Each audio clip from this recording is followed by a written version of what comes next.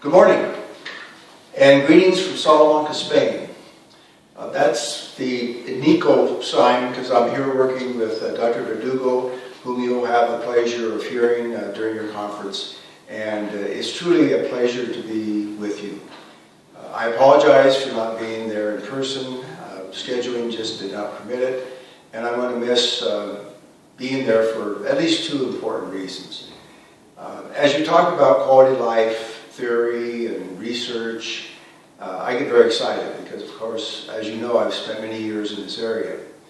And I'm going to miss hearing the exciting things that you're doing, and in a very real sense, I'm going to miss learning from you.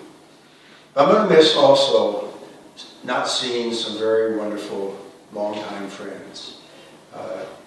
Yuval, Sue and I both give you a big hug. Jeanette, Rita, it's been a long time since we've had the pleasure of being with one another, but my best regards are with you.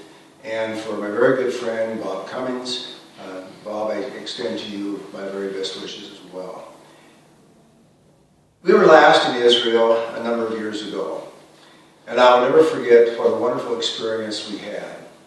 Your hospitality, your warmth, your motivation, your foresight, your vision was such an impressive thing for me, and Sue and I appreciated so much your hospitality.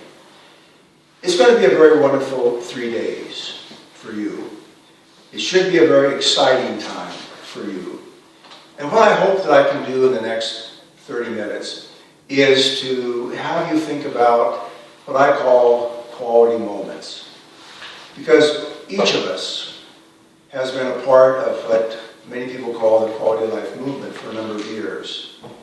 And during that quality of life movement, I sat down and identified 10 rather significant events that have occurred. And it's those 10 events that I want to briefly describe to you, and it's those 10 events that I refer to as quality moments. And as I go through each of these, I'm going to precede the event with the question, why? Why did these quality moments occur? Why, for example, did we in the mid-1980s, and more specifically, why did David Good and a group of self-advocates in Valhalla, New York, began thinking about and talking about quality of life? Why did that happen? Why did Ken Keith and Karen Hoffman and myself introduce the concept of quality of life into the community-based programs in Nebraska, and how that became such an important process as we brought people from darkness into the light?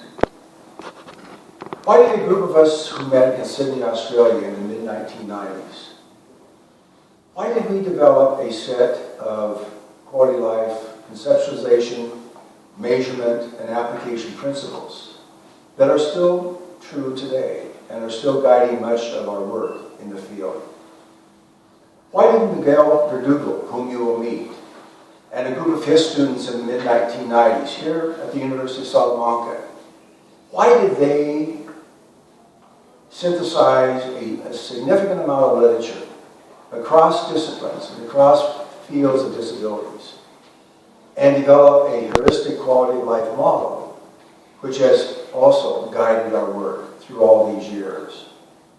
Why is it that the ARC of Maryland and a group of self-advocates developed a peer assessment approach to the evaluation of one's quality of life? Why did personnel in Ardennes in the Netherlands basically destroy a large facility so that they could recreate and develop a community-based program that was based on the concept of quality of life and the supports paradigm? Why did two of your and my valued colleagues, Professors Rieter and Erskine, why did they take the quality of life concept and apply that to education and rehabilitation programs? Why did the government of British Columbia in Canada recently shift significantly from a quality of care concept to a quality of life concept? and require that all agencies providing services to people with disabilities align their services to the quality of life concept. Why is it, and why was it, that Bob Cummins really undertook an effort that awakened internationally an interest in subjective quality of life? How did that occur?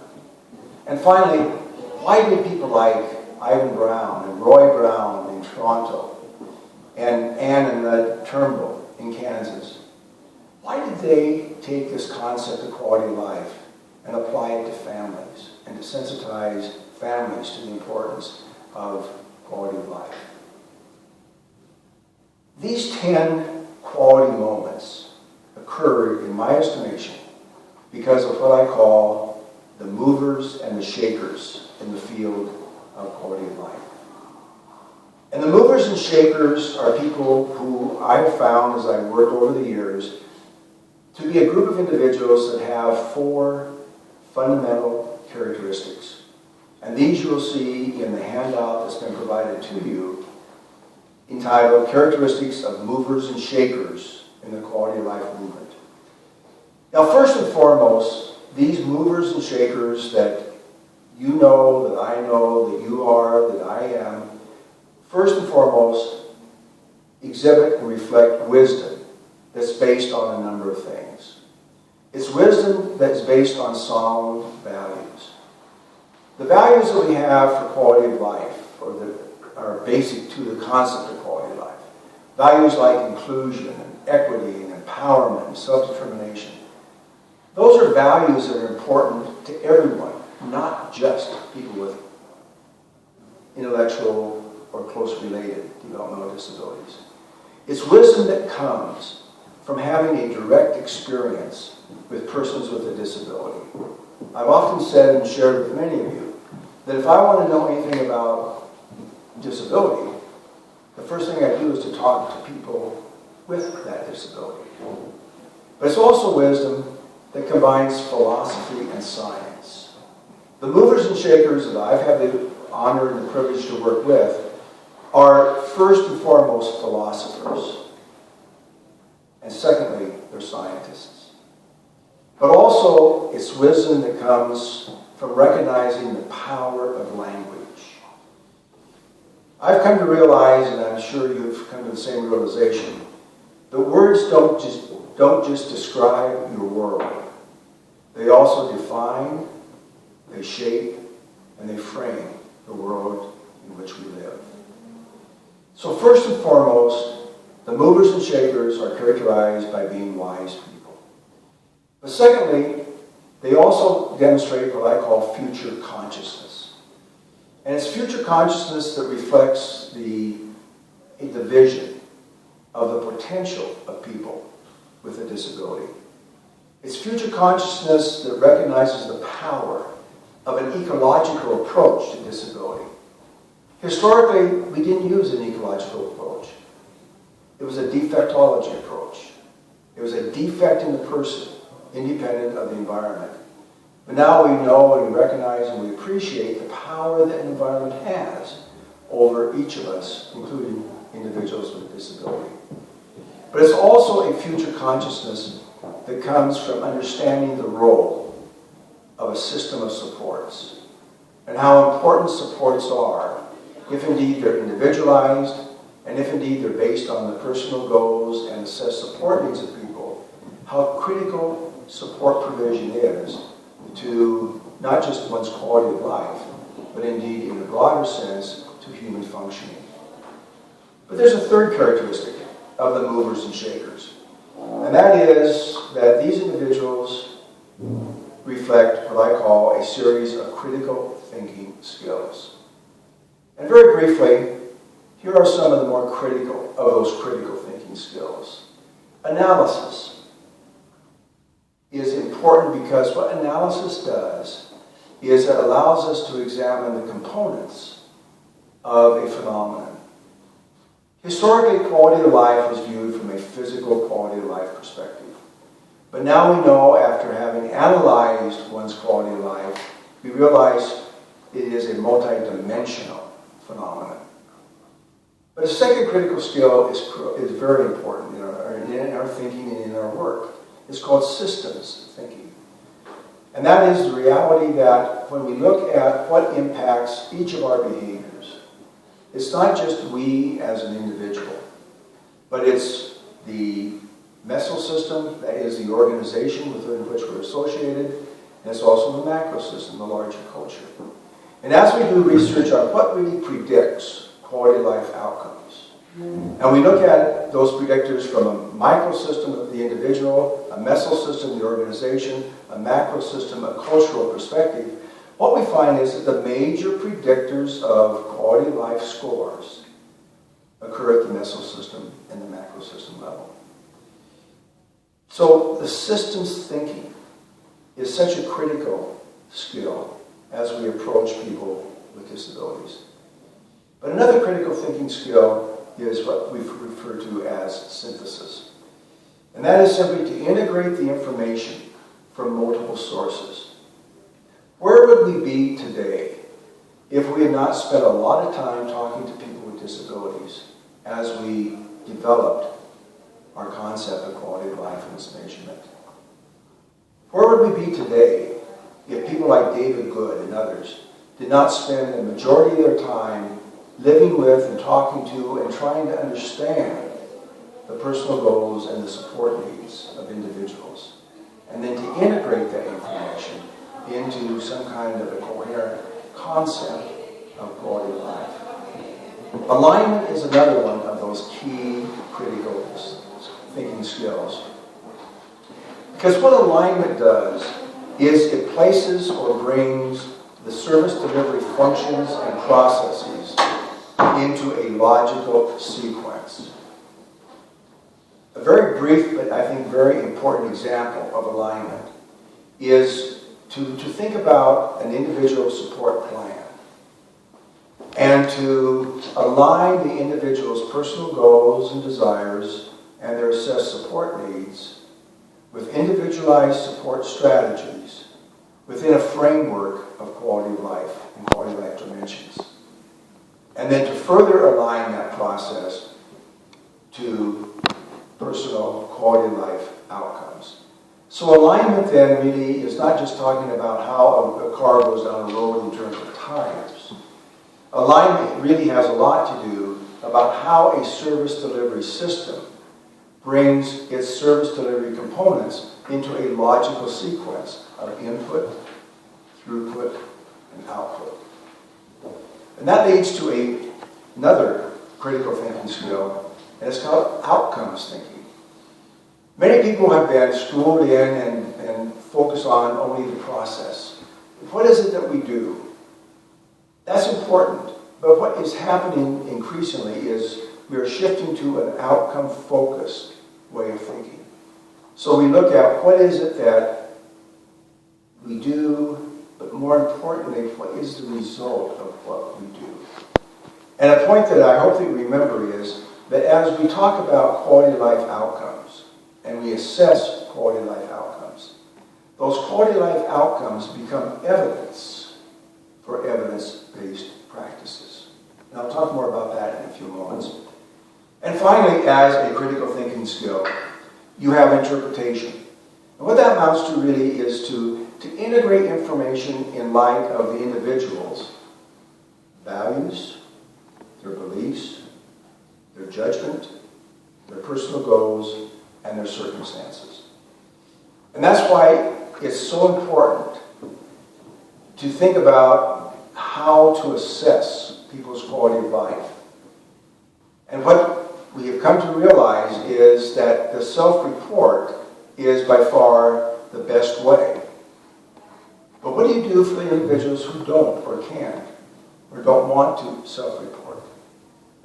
Then the terminology, remember the power of language, is to talk about the report of others.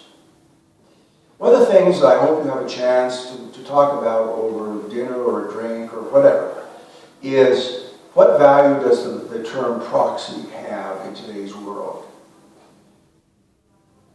The term proxy means that you speak for an individual. Well, if you're a person with a disability, you don't want anybody to speak for you. you want to speak for yourself. Self-report. And if, for whatever reason, we cannot get a self-report, then let's admit what we're really doing, and that is getting a report from or by or of others. But finally, as a characteristic of the movers and shakers, we have creativity. And creativity involves a number of things. It involves divergent thinking. It involves building on the creativity that resides in people with disabilities. It involves participative leadership, where we reach out and partner with all major stakeholders. And finally, creativity involves creating value through innovation. So, my assumption is, and I think it's a valid assumption, is that most of you, if not all of you at this conference, are movers and shakers. But this raises a significant question that I'd like to have you think about. And that is, when you look back on this seminar, on the symposium that you're a part of, what quality moment will be associated with what transpires over the next 3 days? Will it be just another conference that was well planned and executed? Or will it be an event that further defines, shapes, and frames the quality of life movement?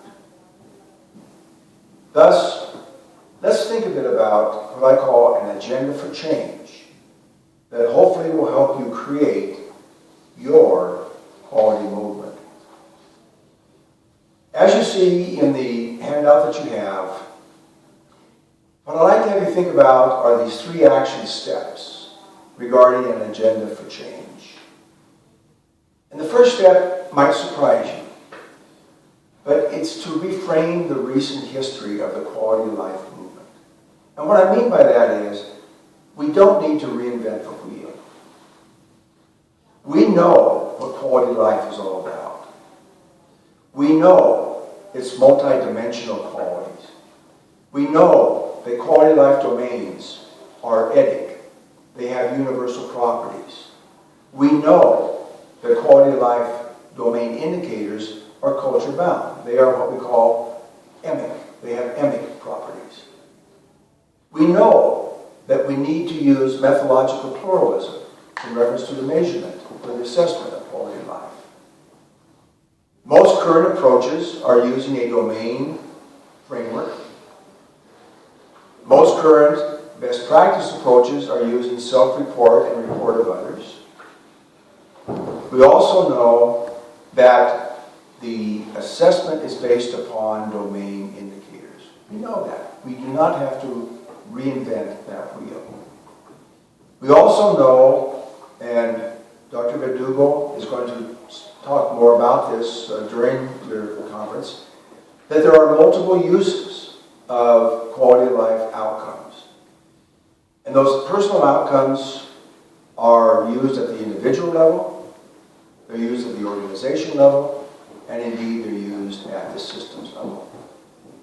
And one of the things that we have found in the work that we have done is that the concept of quality of life is a very powerful change agent. It not only changes the way people think and approach individuals with disabilities, but it changes the way organizations do business. The second part of that agenda is to adopt a strong set of application guidelines. And by that I mean, let's think about what can we say to families and to individuals about what is quality of life, what can we do to improve one's quality of life, and what is their role in that improvement process. One of the most exciting things that I've seen across the world is the emergence of a concept called My Support Plan. It's such a simple process. It's such a simple idea, and yet it's tremendously profound. It's a one-page My Support Plan. It's a one-page plan that is developed in conjunction with the individual's personal goals and desires and support needs. It's a one-page My Support Plan that's built around the 8 quality life domains, and very individualized support strategies in reference to each. And it's a one-page support plan that is in the possession of the individual.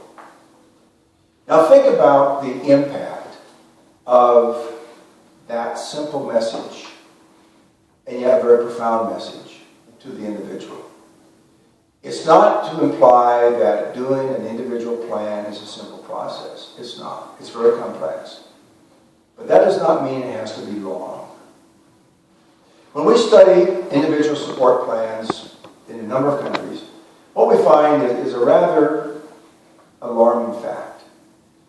If you simply look at what is the average length of an individual plan, regardless of what name is given to that plan, across a number of countries, the average length is 34 pages.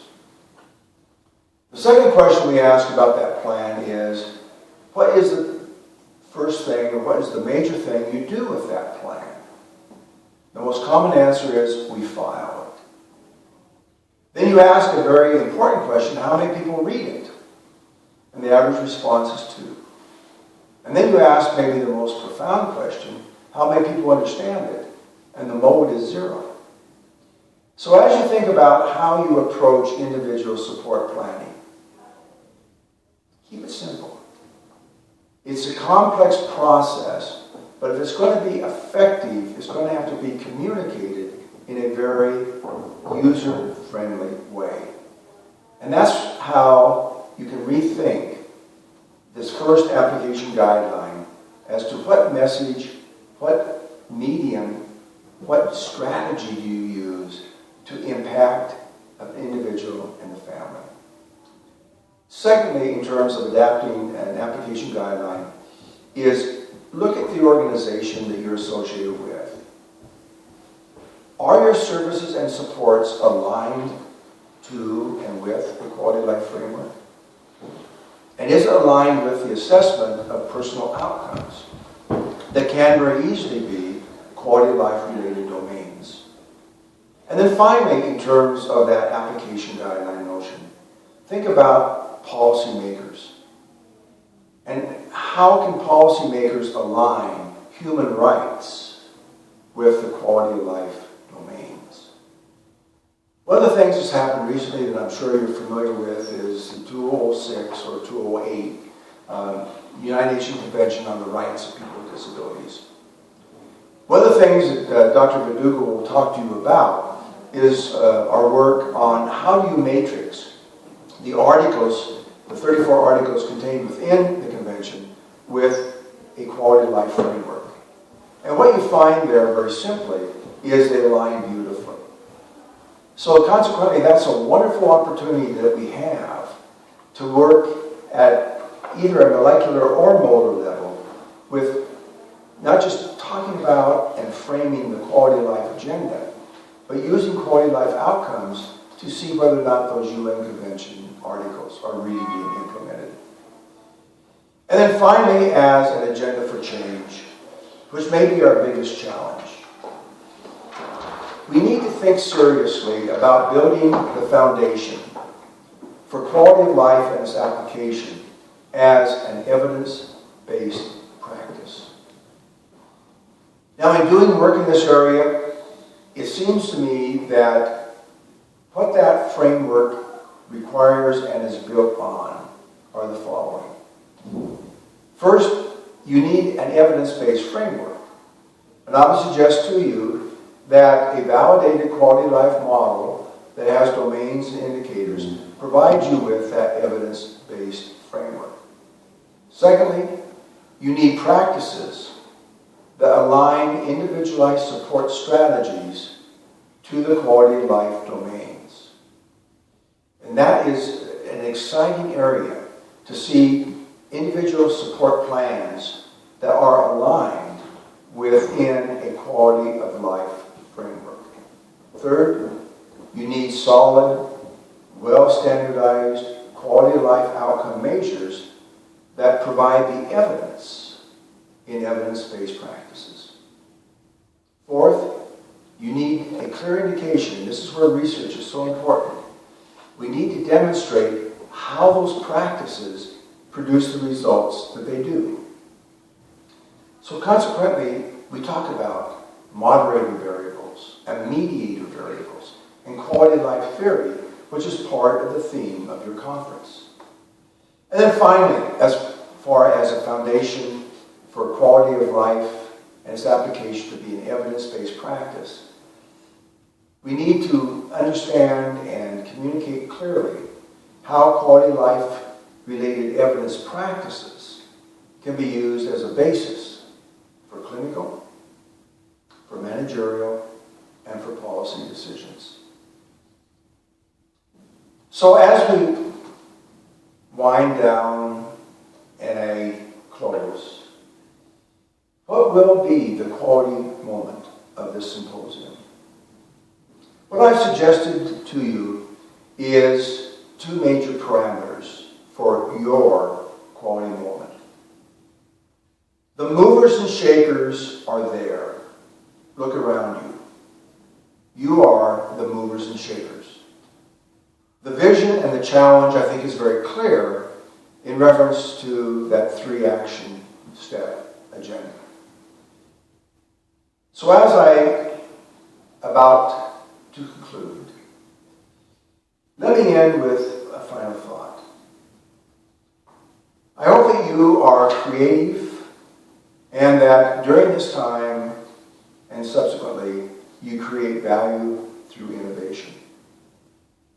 And as you think about creativity, realize that creativity is not a solitary process. Creativity happens, it occurs, when creative people get together and when ideas merge with future-oriented mental models. So my final word to each of you is, over the next 3 days, be creative, be future-oriented, and also